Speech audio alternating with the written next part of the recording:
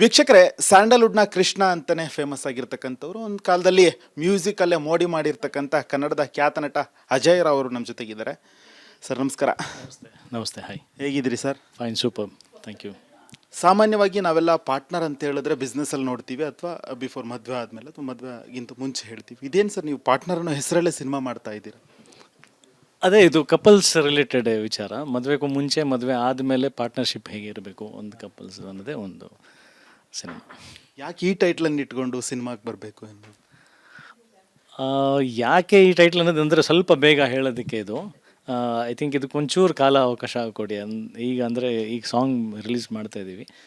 Release ಆದಮೇಲೆ ಹಂತ ಹಂತವಾಗಿ ವಿಜುವಲ್ಸಲ್ಲಿ ಹೇಳ್ತೀವಿ ವೈ ಪಾರ್ಟ್ನರ್ ಅನ್ನೋದು. ಅಜಯ್ ರಾವ್ ಅವರ ಸಿನಿಮಾಗಳು ಬರ್ತಿದೆ ಅಂತ ಹೇಳಿದ್ರೆ ಪ್ರೇಕ್ಷಕರಿಗೆ ಒಂದು ರೀತಿ ಸಿಕ್ಕಾಪಟ್ಟೆ ಕುತೂಹಲ ಇರುತ್ತೆ. ಸೊ ಪಾರ್ಟ್ನರ್ ಸಿನಿಮಾದ ಮೇಲೂ ಅಷ್ಟೇ ಕುತೂಹಲ ಇದೆ. ಹಾಂ, ಅಫ್ಕೋರ್ಸ್ ತುಂಬ ಒಳ್ಳೆಯ ಸಿನಿಮಾ ಇದೆ. ಐ ಥಿಂಕ್ ಕುತೂಹಲ ಇಟ್ಕೊಂಡಿರೋದ್ರಲ್ಲಿ ಅಥವಾ ನಿರೀಕ್ಷೆ ಇಟ್ಕೊಂಡಿರೋದ್ರಲ್ಲಿ ತಪ್ಪೇನಿಲ್ಲ. ಆಮೇಲೆ ಯಾವ ಕಾರಣಕ್ಕೂ ಬೇಜಾರಾಗಲ್ಲ ಅನ್ನೋ ಒಂದು ಕಾನ್ಫಿಡೆನ್ಸ್ ಇದೆ.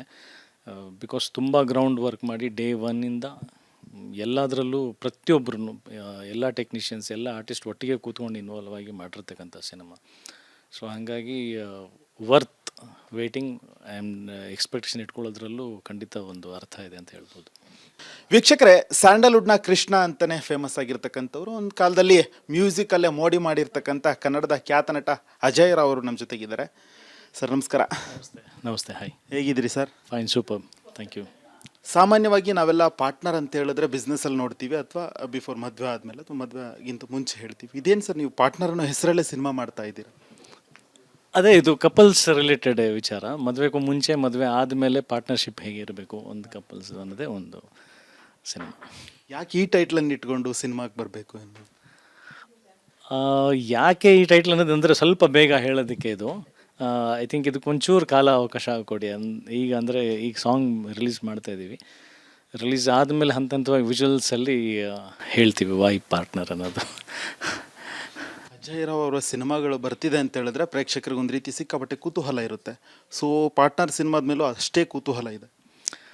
ಹಾಂ, ಅಫ್ಕೋರ್ಸ್ ತುಂಬ ಒಳ್ಳೆಯ ಸಿನಿಮಾ ಇದೆ. ಐ ಥಿಂಕ್ ಕುತೂಹಲ ಇಟ್ಕೊಂಡಿರೋದ್ರಲ್ಲಿ ಅಥವಾ ನಿರೀಕ್ಷೆ ಇಟ್ಕೊಂಡಿರೋದ್ರಲ್ಲಿ ತಪ್ಪೇನಿಲ್ಲ. ಆಮೇಲೆ ಯಾವ ಕಾರಣಕ್ಕೂ ಬೇಜಾರಾಗಲ್ಲ ಅನ್ನೋ ಒಂದು ಕಾನ್ಫಿಡೆನ್ಸ್ ಇದೆ.